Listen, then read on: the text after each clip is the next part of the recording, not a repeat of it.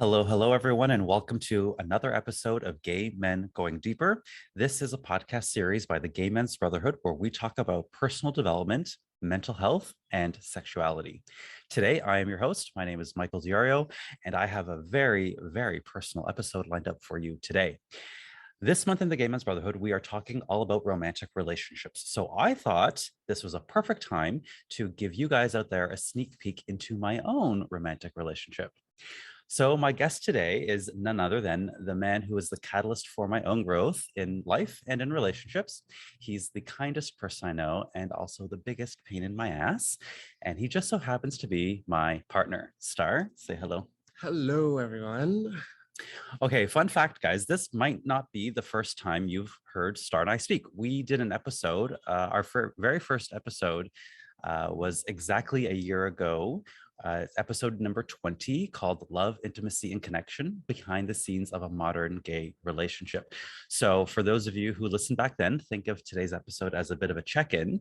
For those of you who are new and you didn't listen to that episode, go check it out after this one. But this is actually Star's second appearance on our podcast. Hey. So today, guys, we're going to have some fun today. We're going to let you in behind the scenes of our relationship just a little bit. We're going to talk about what we've learned about ourselves. That's the main focus today. We're going to talk about what we've learned about each other and how we've both grown through relationships. So our hope for you today is that for those of you who are in a relationship, or even if you're not, the valuable lessons that we can learn through each other in relationships. So some things that have changed since our first episode. Star and I have actually moved in together since then. He has started a new job, and we are currently in sunny Puerto Vallarta. We've been here for an entire month, which was, I would say, the best decision we've made. Yeah, I agree. And we're still here. We are going to stick around for a little bit longer because we decided to do that. We actually got COVID, so that helped in the decision making. So that actually helped in the decision making. So we are currently going to be sticking around for a little bit longer, and then we'll be back in Toronto soon. Okay, so we are going to talk about a couple things in particular. We're going to share, what we think makes a strong relationship, some of the challenges that we face, and how we overcome them, and we're going to have some fun along the way. So why don't we start off with the very first question that we asked in the Gay Men's Brotherhood. So for those of you who are in the Facebook group, we asked this: what are 3 traits of a strong relationship? So I want to start there, and Star, you can go first. Okay. But before we get to that, can I interject and ask you, Michael, a question? Yes, maybe. Okay. I would say you're the realist in the relationship. You're Sure. more the realist. Okay. Did you foresee us lasting this long? No. I did not. That's the honest truth. No, only because I don't think too far into the future anyway. I don't expect too much. Yeah. I like to keep things as you never know. I think that keeps me open to possibilities. And I guess it took the pressure off the expectations of the relationship, right? Just go with the flow. Yes, which is very taking it day by day. Obviously planning for the future, right. But also not expecting it, right? I think it's nice. And we worked together during COVID. We got together during COVID. We spent lockdown together. The first episode, we talked a lot about that, how we were managing that. And so, I didn't know what was going to happen outside of COVID. I was like, I don't know if this relationship can stand regular life, quote unquote, whatever that looks like. And, luckily here we are. So, yeah. To answer your question, I would say the 3 points for me are the 3 C's: communication, compassion, and compromise. Okay. Do you want me to? Yes. Deeper? Okay. Communication, I think it's the root of every successful relationship. Like if there's no communication, you are speaking 2 different languages and there's nothing that can get done. I know sometimes we do feel that we're speaking 2 different languages at times. We are. Yeah, we are. But I think at the end of the day, we both are cognizant that communication skill is very important, and we do our best to actively communicate better and even alter our communication styles to match the other person so that we are understood by our partner. I think that's been our biggest challenge by far. Yeah. By far. We have challenges, which we'll talk about in this episode, but that for me has been my biggest personal challenge is like learning how to Yeah. communicate my own needs in a way that you'll understand them, and also hearing what you need without my bias and without my own filters and narratives coming through. That's true. What were the other ones? Compassion. Compassion. I think yeah. I think that you need to have compassion in a relationship, especially where there may be times of broken communication and you have two different individuals on two different paths or playing fields, that once there's compassion involved and you understand, okay, why my partner is saying or understanding something in a way that I may not say or understand it, I could have compassion for him and through it, I wouldn't be a bitch to him. So would you say that I'm compassionate? I think that you've gotten a lot further along than where we met. Like when we started dating, it was a challenge, I would say, but now you've grown leaps and bounds, and that feel like amazing. Thank you. Yeah. Well, it's nice to get that acknowledgement. And just in case everyone was listening to us, so we have proof. Yes. My final thing was compromise. I think that a relationship, you need to compromise. I mean, it's not just you and then me anymore. It's an us sometimes. And I think we need to be mindful of that and, not bend backwards always to a partner, but have flexibility at least. So let me ask you a follow-up question. How do you know when you're compromising versus when you're settling, or when you're not compromising? I ask myself, like, I've learned self-talk from the best, I would say. And I ask myself that same question, like, if you need something of me, or we're in a situation where you prefer something and I don't necessarily prefer it, I ask myself, okay, is this something I can live with or live without? Am I able to compromise, or is this part of my core values that is being infringed on? Yeah. And lots of times it's a compromise that I think I could easily do.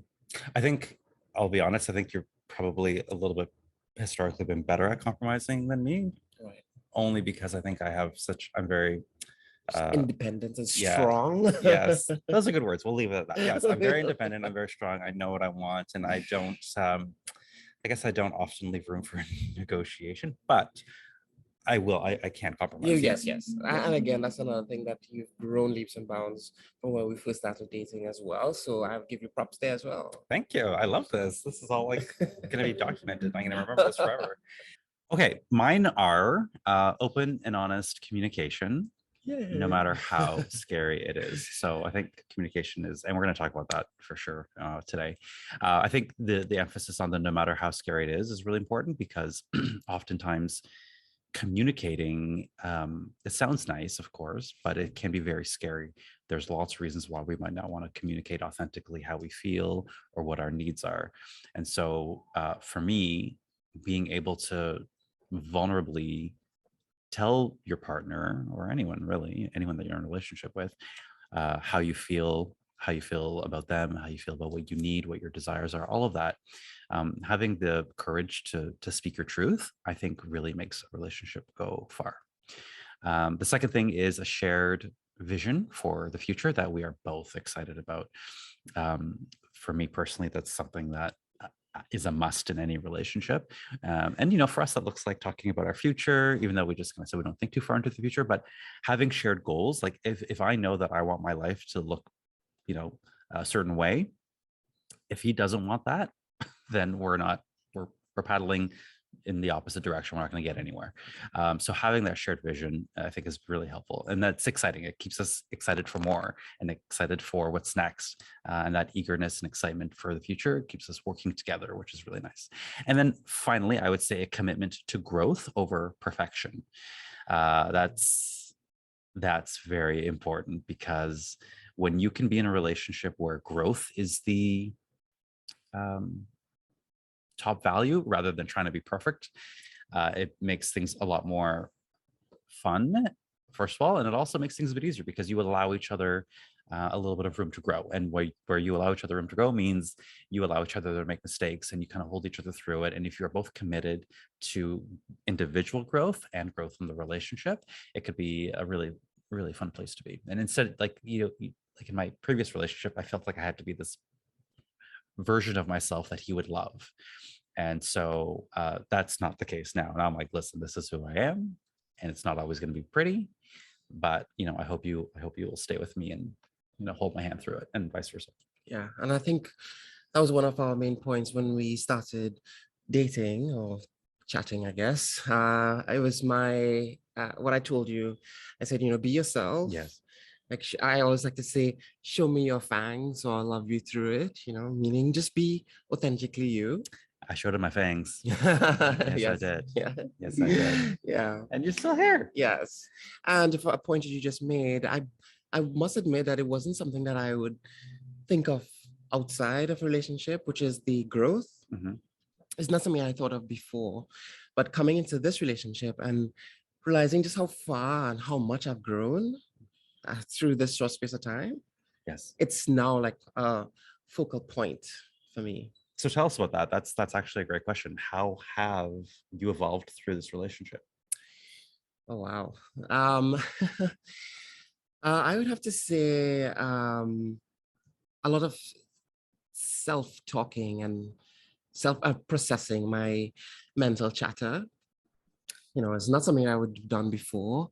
And I identify so much about myself that I didn't even realize. The small things like my ego, I had no idea I had an issue with it, or I was at odds with it. But can I just ask you with that? So what did that mean exactly? Like, how did that show up? I think for the person out there who might not know what having an issue with your ego is, like, how did that show up in our relationship as an issue? Okay. Okay. So for instance, let's say that we had a disagreement with what to do today, for example. Like you want to go to the beach and I want to stay home and knit, Okay.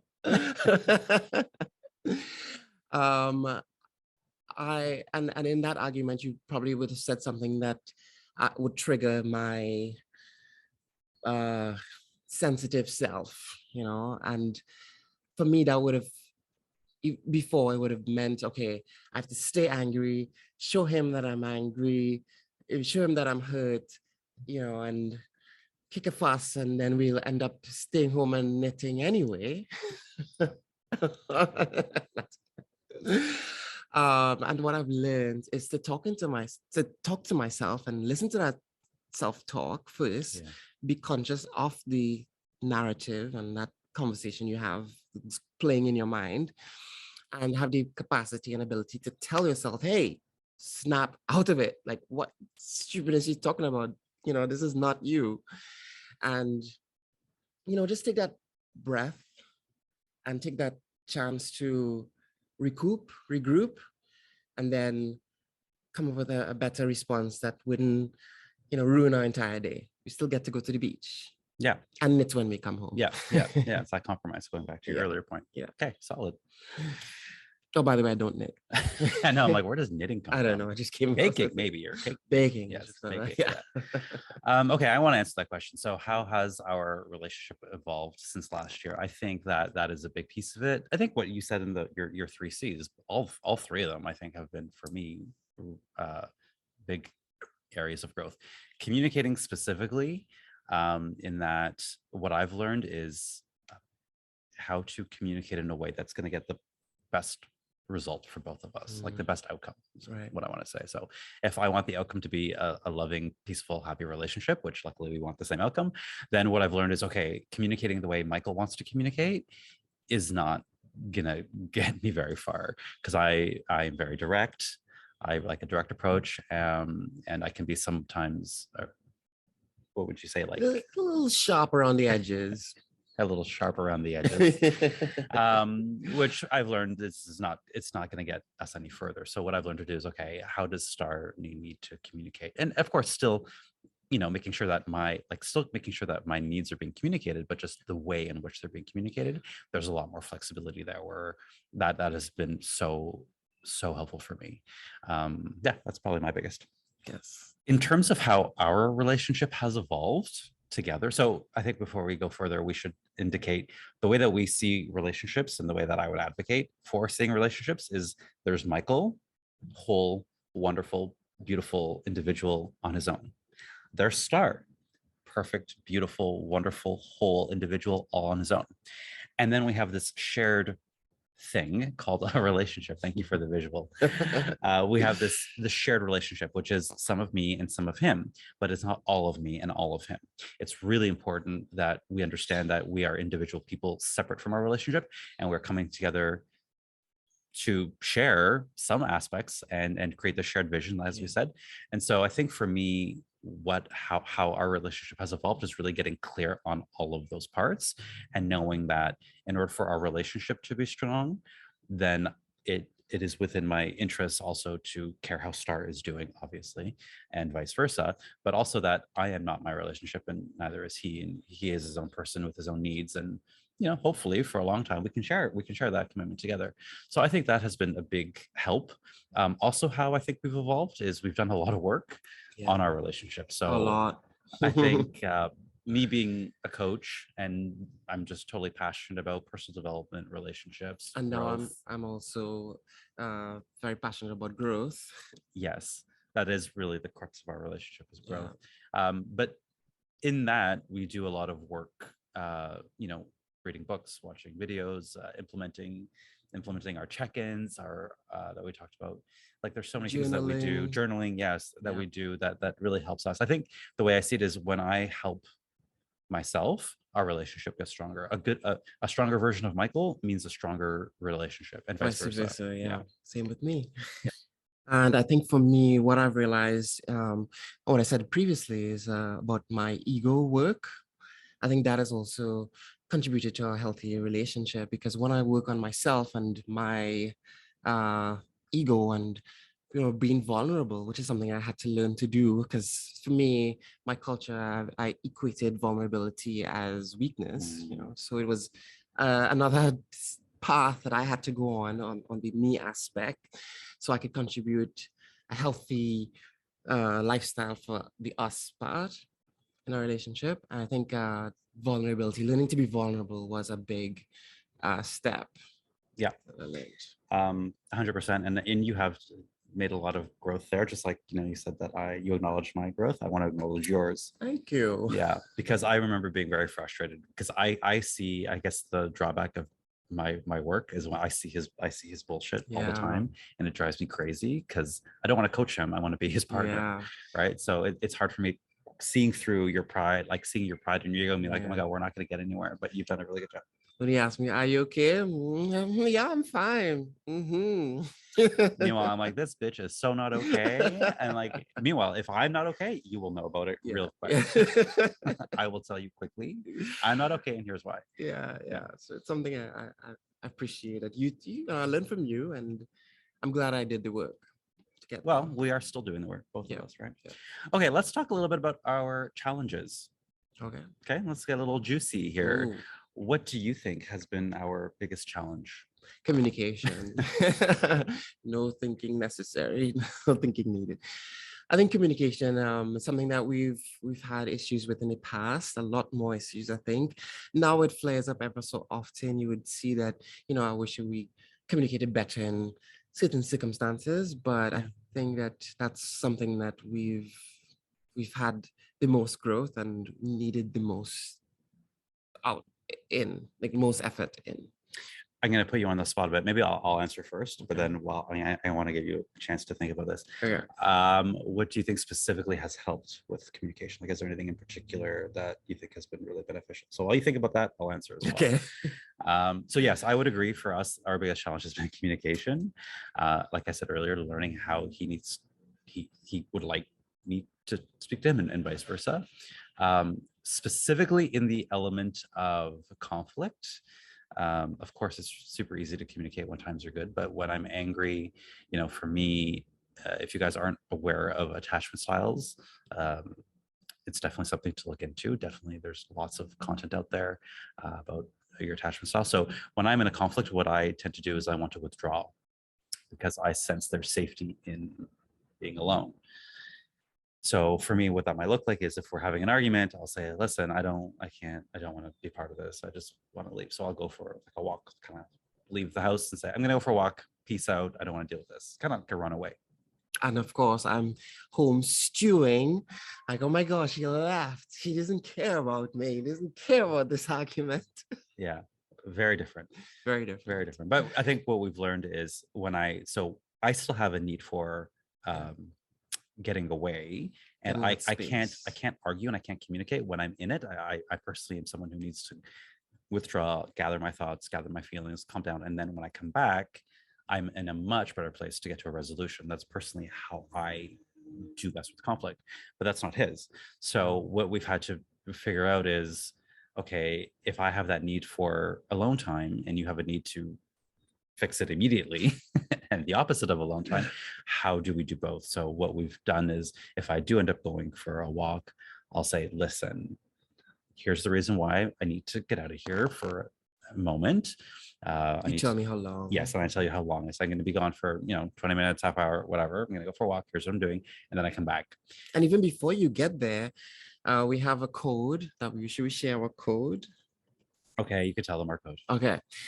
When we're having an argument, disagreement, if that point where he is itching to run, he tells me my fuel tank is getting low, and I know that means, okay, he wants to end it quickly and have that space, that me time. Yeah.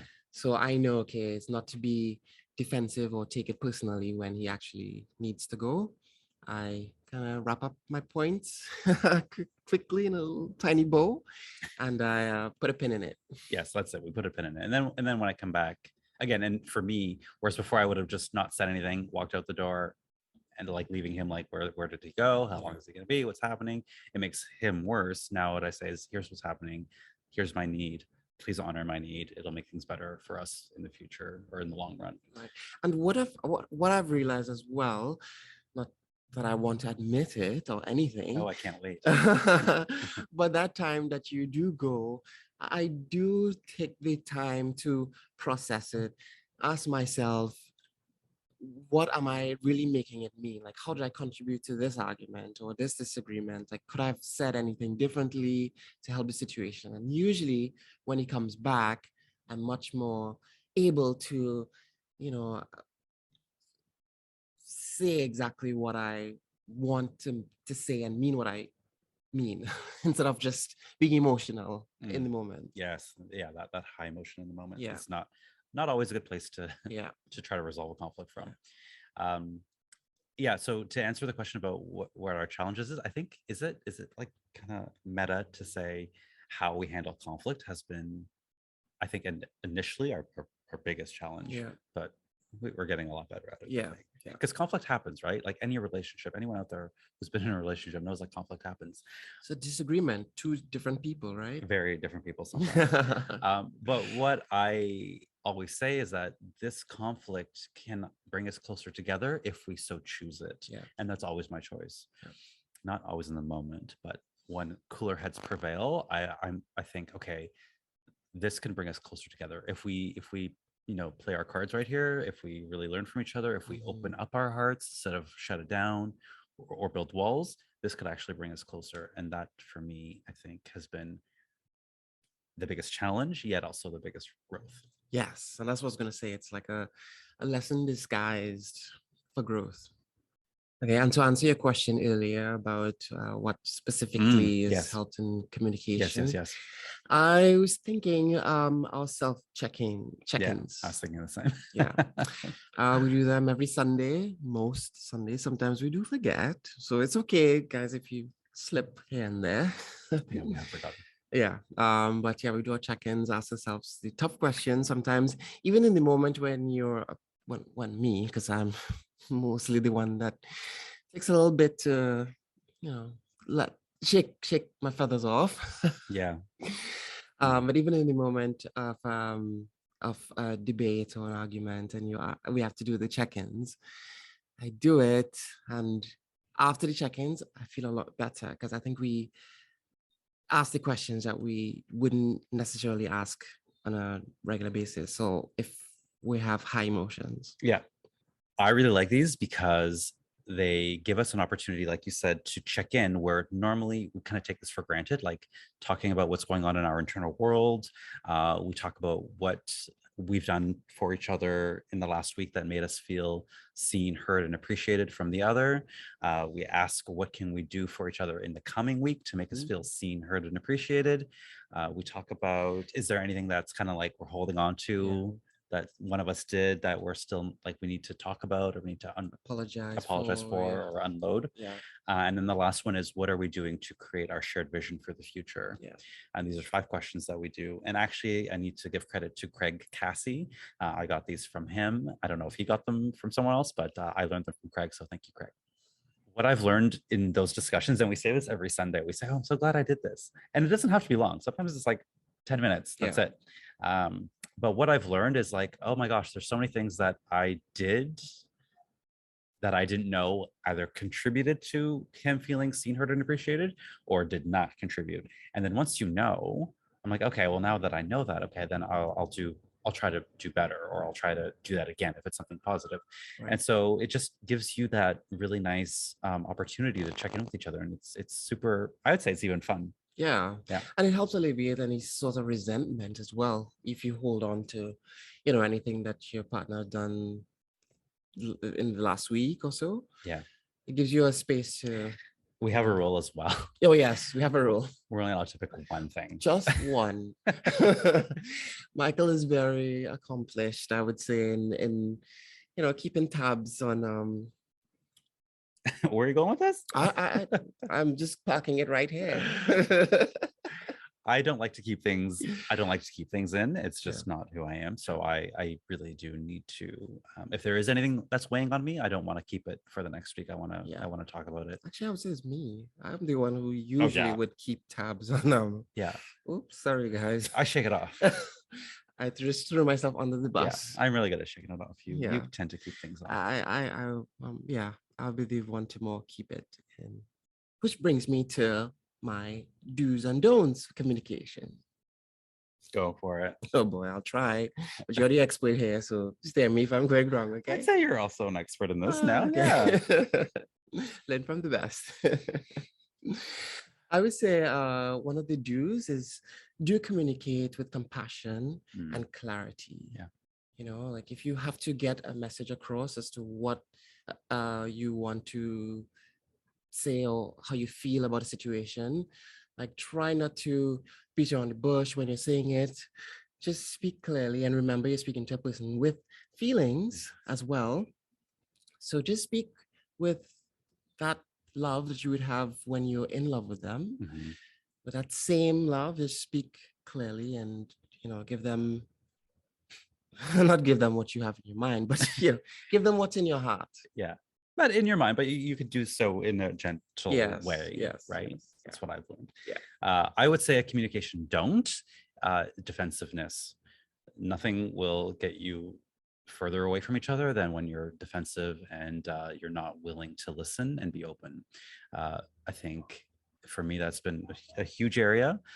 When I initially get defensive, if I perceive that I'm being criticized, I will get defensive. And that, he calls it justification Michael. Justification Michael wearing his ugly head again.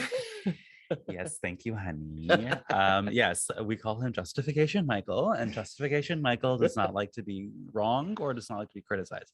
So when I can put that bitch away, which again, this is what I do when I'm on my little walks, right? I'm calming down and I'm doing all the self-work. But anyway, when I can put that guy away and come to the table open to hearing what he has to say, not that I always agree with it, but at least opening to hearing his whatever he's got to say, then we can start going somewhere from there. We can actually figure out, okay, now that I see where he's coming from, interesting, that's good to know. It's good for me to know what his narrative is, and then we can go from there. Whereas when I'm in defensive mode, it's just going to anger him more. I'm going to get more angry. It's just not a good place to be. So do whatever it takes to get yourself out of that defensiveness mode, even if it means going for a little walk or just kind of calming down for a little bit. And I guess from your point, what I've learned personally, especially in the beginning of our relationship, is don't speak from an emotional place. Meaning? Meaning, take a breath, like what you said, go Yeah. for a walk. You need to go for a walk. In that moment, I just need to take a break and remind myself that Michael would like a certain type of communication. Mhm. And I offer that. I know that if I speak in a certain way with compassion, he hears it better, he receives it better. Yeah. Instead of me in the beginning where I was very emotional and, come on, spicy. Yes. He is spicy. So, I would interject certain like little comments, in between what I actually want to get across. And it just didn't serve us. It really didn't serve us. Okay, let's see how well he knows me. Okay, pop quiz. Tell me something that I like in communication. Authentic and clear. Yes. I think you like me to say what I want. Yes. Oh my God. For everyone out there, whoever talks to me, just tell me what you want. Yes. Just say it. Yeah. I won't be upset. Like, just be clear. For me, clear communication is kind communication. Even if it's not always kind, I can take it. I prefer clarity. I prefer getting your point across in as few words as possible. Yeah, exactly. Anyway, yes. I like to paint a picture. I'm more the creatives, artsy fartsy. Create a whole big story, a novel, just for you to read the ending. Whereas with you, what I've learned is you like a gentle approach, like a slow, gentle. If I just say directly, it might cause a little bit of, you might perceive that as being rough around the edges, as you say. Yes. But so I've learned to soften my edges, and so that's something I think we've learned about each other, which has helped. Speaking with compassion. Yeah. And we don't always get it right, guys. Let's talk about that. We don't always get it right. We do a lot of work on this. That's one of the reasons why we're here today. I think it's part of the being in that relationship for growth. If you can be committed to the growth, then it allows you both to have a little bit of room to fuck it up and learn from that. Yeah. Okay. I have one more do.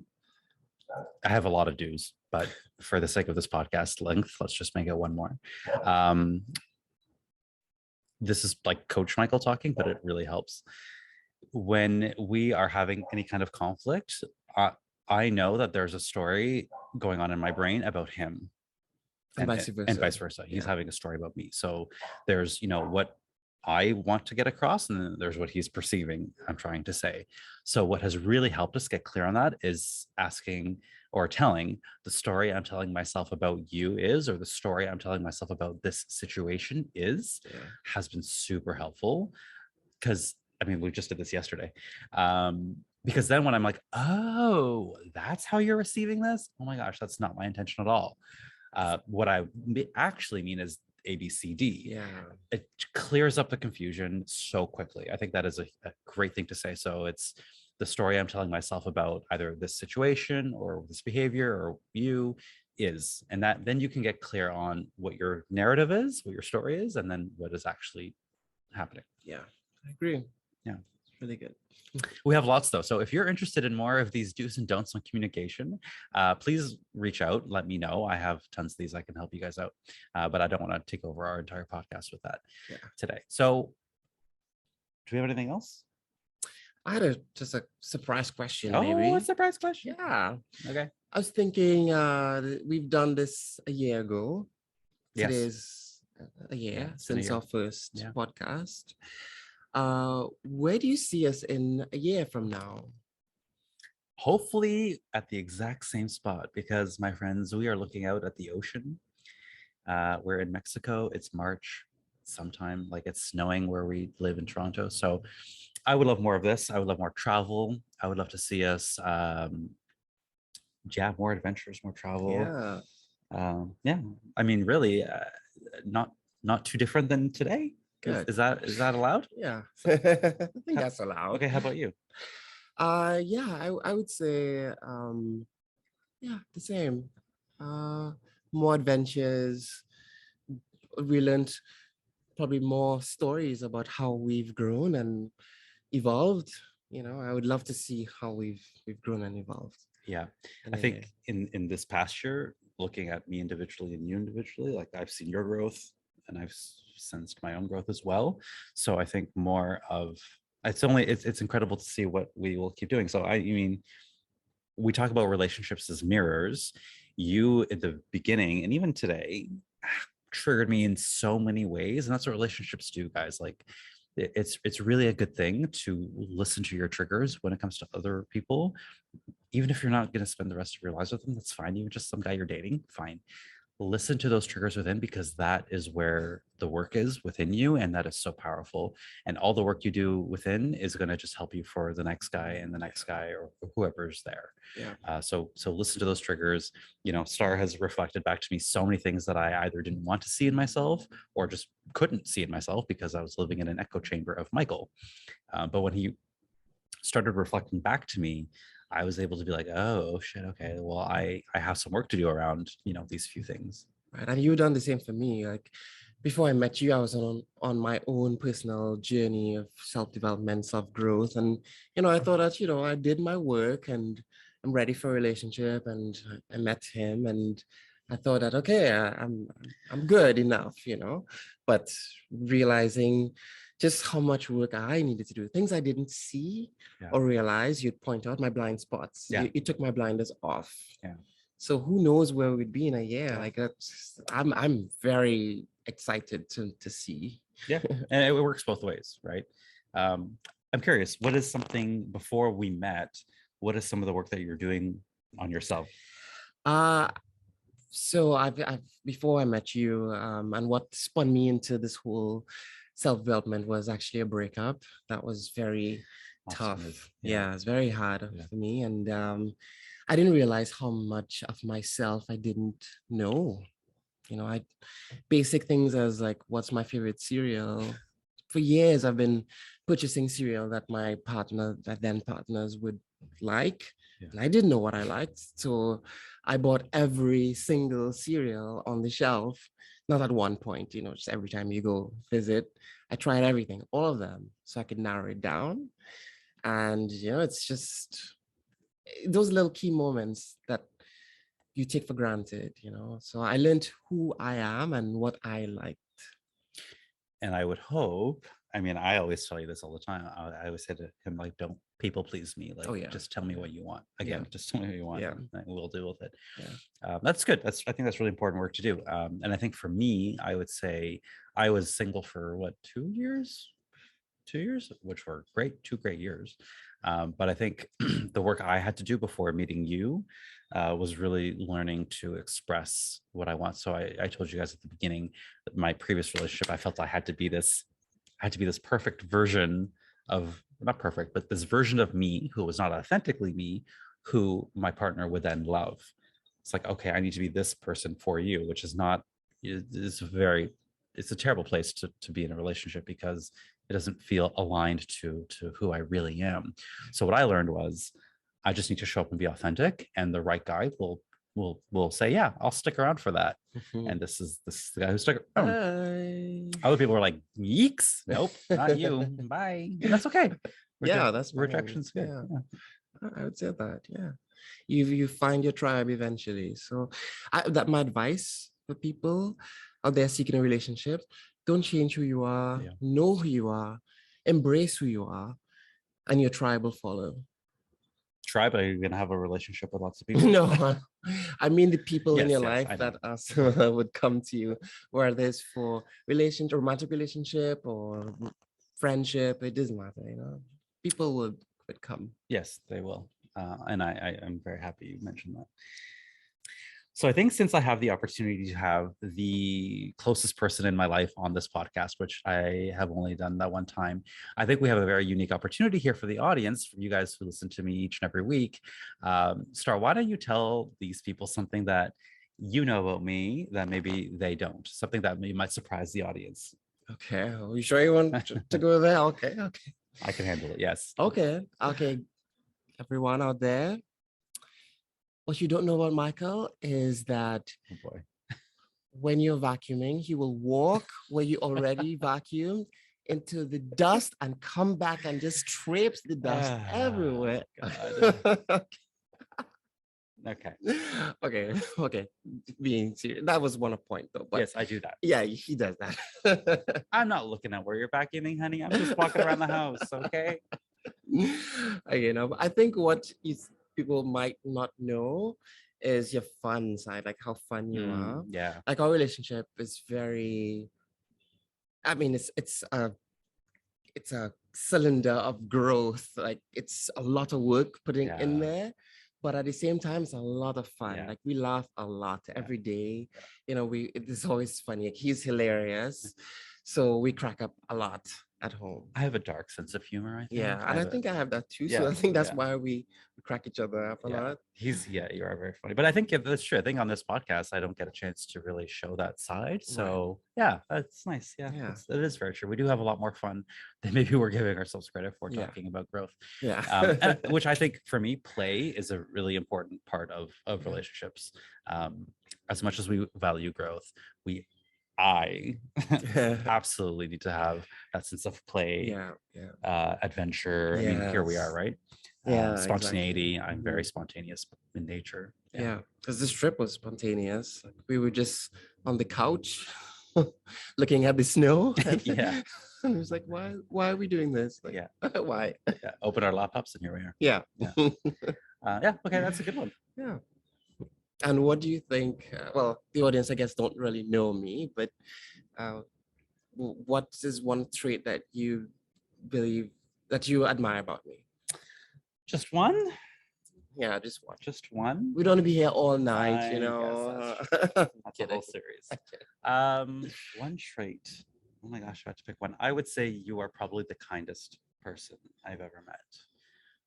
And it really is something that I see, but I think a lot of people see that too. Like, but those of you who know Star are not going to be surprised that I said that, because it is probably one of the most obvious things about you for anyone that knows you. Right, maybe too kind sometimes. Like, I think about other people too much sometimes, and it affects. Yes, you do. Yeah, my decision making, and there is a shadow side to that. Where you betray your own needs for other people, and that's what I want to make sure you do. My family would say, "Don't cut your nose off to spoil your face," kind of thing. Yes. Yeah. Another thing you've taught me is oh boy is that there's so many other ways of being intimate. Intimacy is like such a broad spectrum, and it's not just the regular run-of-the-mill physical intimacy that we all know. There's so many other layers, and which kind of complements my demisexuality, because if for those out there who don't know what demisexual means, is that I need an emotional connection in order to be intimate, physically intimate. So when we have moments like eye gazing, or just having a good dinner together, staring at each other, and candlelight dinner, which we do at home. So it doesn't have to be a special occasion per se, but just any night could be a special night. And that kind of speaks to my demisexualness and helps me build intimacy on all other levels. And what about you? I know you're a sapiosexual. Yes. So sapiosexual is someone who is physically turned on and aroused by intelligence. For those of you who don't know what sapiosexuality is, please go to my Instagram. I did a whole post on it. Willismo_coach. Okay. So for me, when I see, Star is building a business, and when I see him working hard towards that business, when I see that drive, that ambition, like I can see his brain gears turning. Seeing his brain gears turning turns my genitals on. So it really arouses me to see a man that has that ambition, to see you working hard. I think that has been one of the greatest things that I've learned about you, is you have this beautiful drive. And I think as an entrepreneur myself, Star has been very supportive of me and my own business from the beginning. And now that he has one as well, we have this kind of great dynamic where we can relate on, all the usual couple things, but also we could talk to each other about our businesses and problem solving and learning from each other, which I think has been, for me, it helps the connection. Yes. # entrepreneurship entrepreneur couple. Yes, entrepreneur couples. That's Yeah. us. Star's building a business right now. Well, tell them about it.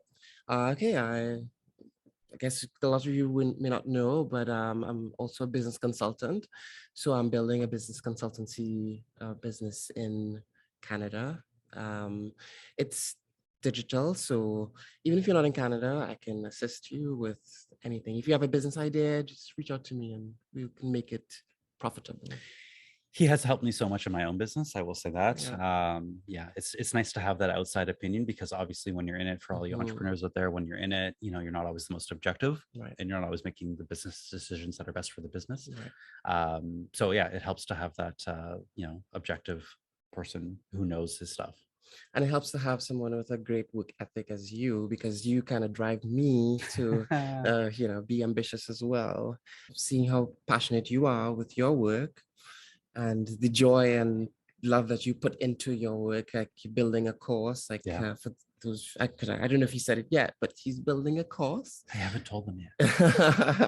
And it's really good. So I would say, look out for it. But the love and the shared joy that you put into what you do has really kind of sparked it always keeps the flame under my butt.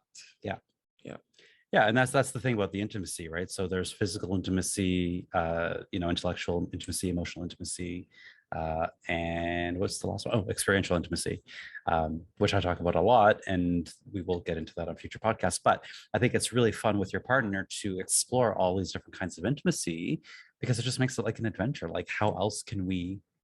What's the question that I love to ask? How can I love you more today? Yeah. That's a great question. How can I love you more today? Which is so fun. Like, it just brings up so many possibilities, right? Not that the love is not enough. It's not about that. It's just about what are all the different ways we can demonstrate and experience love together, love and intimacy together. It's not always about sex, although sex is fucking great. And I will always advocate for sex as well. But it doesn't have to be about that. No, it's a lot more. Okay, guys, I think that is all we've got for you today. Star, do you have any last words? I would say join us for another year.